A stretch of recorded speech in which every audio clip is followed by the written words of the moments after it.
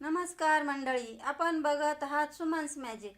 आज मी तुम्हाला खानदेशी पद्धतीने गव्हाच्या पिठाचे सांडगे कसे बनवायचे तर ते दाखवणार आहे। तर त्याकरता व्हिडिओ अजिबात स्किप करू नका आणि चॅनलला सबस्क्राईब केलं नसेल तर प्लीज चॅनलला सबस्क्राईब करा। एक लाईक आणि कमेंट मात्र नक्की करा, कारण एक व्हिडिओ बनवण्यासाठी मला खूप मेहनत लागते।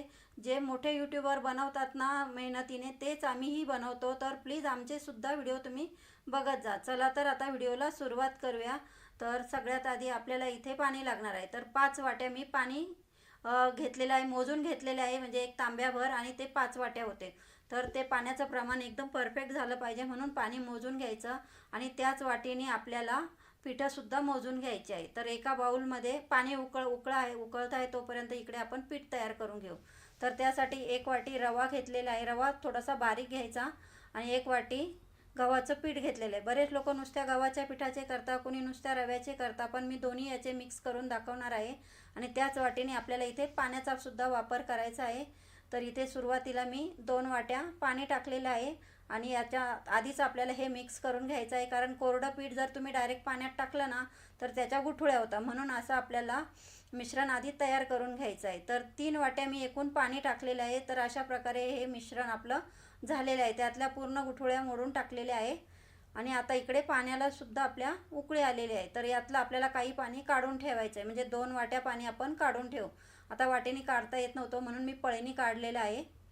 तर 2 वाट्यांच्या आसपास मी पाणी काढून घेतलेलं आहे आणि 3 वाट्या आपण शिल्लक ठेवलेलं आहे। नंतर लागलं तर आपण हे वरतून सुद्धा पुन्हा टाकू शकतो, कारण प्रत्येकाचं गव्हाचं पीठ जाड असतं, कधी रवा जाड असतो, तर त्यामुळे पाणी कमी जास्त सुद्धा लागू शकतं। इथे मी लसणाचा ठेचा घेतलेला आहे, म्हणजे लसणाची पात आणि ओला लसूण हे वापरलेले आहे।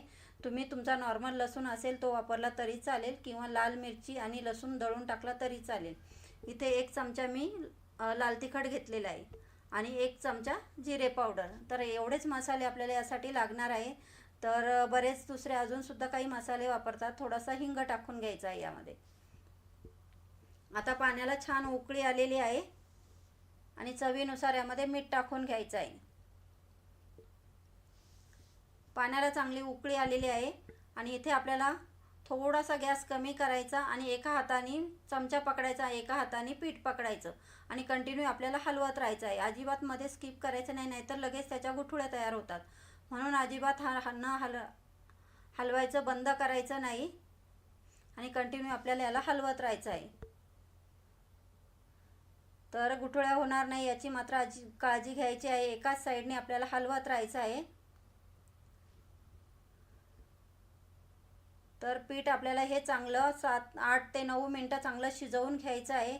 आता हे आपलं मी 5 मिनटं याला शिजवून घेतलेलं आहे आणि गॅस कमी केलेला आहे, एकदम कमी करायचा आणि त्यावर आपल्याला झाकण ठेवून द्यायचं आहे आणि 5 मिनटं आपल्याला याला झाकून ठेवायचं आहे शिजवण्यासाठी।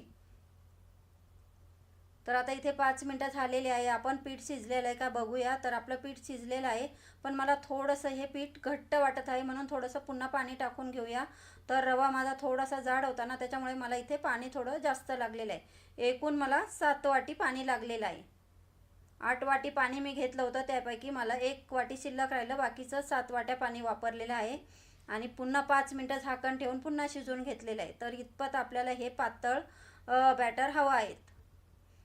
तर आता आपलं सांडग्याचं पीठ हे शिजलेलं आहे। आता इथे आपण गॅस बंद करूया आणि आता सांडगे कसे बनवायचे 2 पद्धतीने मी तुम्हाला दाखवणार आहे। तुम्हाला कुठली सोपी वाटली त्या पद्धतीने तुम्ही करू शकता। तर मला सुद्धा कुठली सोपी वाटली ते सुद्धा मी पुढे तुम्हाला सांगणारच आहे। तर मी चाळणी घेतलेली आहे, आपली पोह्यांची चाळणी। तर माझ्याकडे झाऱ्या नव्हता ना तर मोठा, तर म्हणून मी इथे चाळणी घेतली। पण चाळणीला मी ताटामध्ये टाकणार आहे, तुम्ही प्लॅस्टिकवर किंवा बाहेर कपड्यावर सुद्धा टाकू शकता। मी असं घरातच ताटांमध्ये केलं आणि नंतर गच्चीवर ठेवलेलं आहे। तर गरम असल्यामुळे थोडंसं हाताला चटकेसुद्धा बसत होते।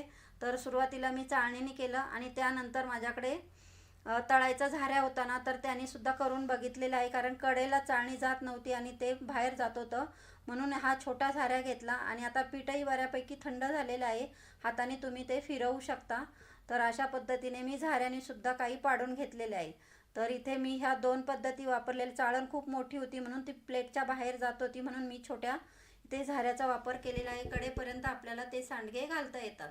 आणि आता एकदम सोपी अशी पद्धत.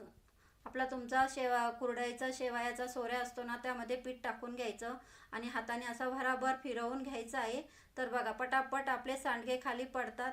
तर ही ट्रिक मला एकदम सोपी वाटली आणि सिंपल पण आहे. तर ही पद्धत मला एकदम सोपी वाटली. तुम्हाला कुठली सोपी वाटली? आता हे सगळे आपले सांडगे तयार झालेले आहे, ताटातच टाकलेले आहे आणि हे आता उन्हात मी गच्चीवर नेऊन ठेवणार आहे आणि त्यावर आपल्याला झाकण घालायचं आहे. बघा 6 ताटं भरलेली आहे माझी आणि गच्चीवर ठेवलेलं आहे. वरून पातळ ओढणी घातलेली आहे, जेणेकरून त्यामध्ये धूळ वगैरे अजिबात जाणार नाही.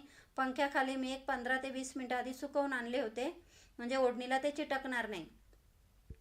आता संध्याकाळ झालेली आहे. तर बघा आपले सांडगे वाळलेले आहे आणि वाळल्यानंतर एकदम बारीक झालेले आहे, कारण माझ्या जे चाळणीचं होल होतं ना, ते एकदम बारीक होतं. आता मी बटर नाईफने हे काढून घेणार नाही, सुरीने काढायचे नाही, ताटाला क्रॅश जातात. तर हे बटर नाईफने केल्यामुळे याला क्रॅश जाणार नाही, किंवा लाकडाच्या उचटणीने तुम्ही हे काढू शकता. तर बघा अशा प्रकारे हे आपण काढून घेतलेले आहे. सगळे ताटातले सांडगे मी काढून घेतलेले आहे. 2च वाटीचे असल्यामुळे हे एवढेच झालेले आहे. तर याच्या 2 भाज्या तरी आरामात होतील. आणि याची भाजी कशी बनवायची तर ते सुद्धा मी तुम्हाला दाखवणार आहे. त्यासाठी तुम्ही मला कमेंट मात्र नक्की करा. आता एक दिवस अजून ऊन दिलेलं आहे, तर ही दुसऱ्या दिवशी आता 2 दिवसाचं ऊन दिल्यानंतर भरून ठेवण्यासाठी आपले सांडगे तयार झालेले आहे. तर हे असे सांडगे तुम्ही नक्की करून बघा आणि चॅनलला सबस्क्राईब केलं नसेल तर प्लीज चॅनलला सबस्क्राईब करा.